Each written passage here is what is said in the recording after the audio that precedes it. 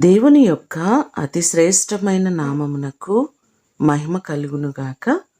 ఈ ఉదయకాలము మీకందరికీ వందనాలు తెలియచేస్తున్నాను. ఈ దినము మిమ్ములను బలపరచు దేవుని మాట, ప్రార్థన ఆలకించువాడా, సర్వ శరీరులు నీ యొద్దకు వచ్చెదరు. కీర్తనలు 65వ కీర్తన 2వ చరణం. మన దేవుడు మన ప్రార్థనలను, మన మనవులను ఆలకించేవారు. ఆదికాండము 4వ అధ్యాయము 26వ వచనంలో చూస్తే, యెహోవా నామమున ప్రార్థన చేయుట ఆరంభమైనది అని ఆ మాటల్లో మనకు కనబడుతున్నాయి. అప్పటి నుంచి కూడా ఈ క్షణము వరకు అనేకులు ప్రార్థన చేస్తూనే ఉన్నారు. దేవుడు తగిన కాలమును సమాధానము ఇస్తూ ఉన్నారు. ఇస్సాకు తన భార్య అయిన రిబ్కా కొరకు యెహోవాను వేడుకొనెను. యెహోవా అతని ప్రార్థన వినెను గనుక అతని భార్య గర్భవతి ఆయెను అని ఆదికాండము 25వ అధ్యాయము 21వ వచనంలో మనకు కనబడుతుంది.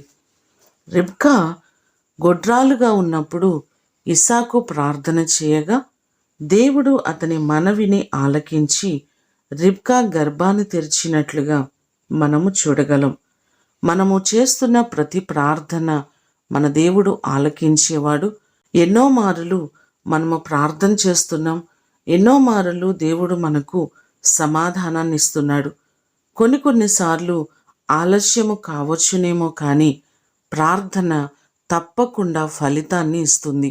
ఈ మాటలు వింటున్న మీ అందరి జీవితంలో దేవుడు అనేకమైన అద్భుతాలు చేసి మీ ప్రార్థనలను ఆలకించి ఆయన మిమ్మును ఆశీర్వదించునుగాక.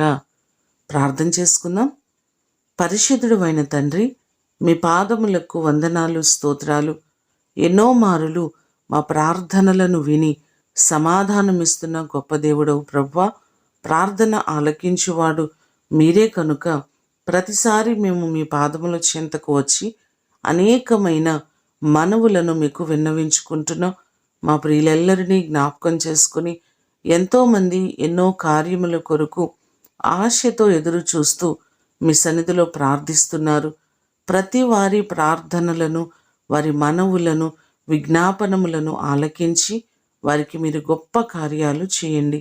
ఈ దినము కొరకు వందనాలు, కృతజ్ఞతలు మీకు తెలియజేస్తూ యేసు నామమున అడిగి వేడుకొని పొందియున్నాము తండ్రి. ఆమేన్. దేవుడు మిమ్ములను దీవించునుగాక.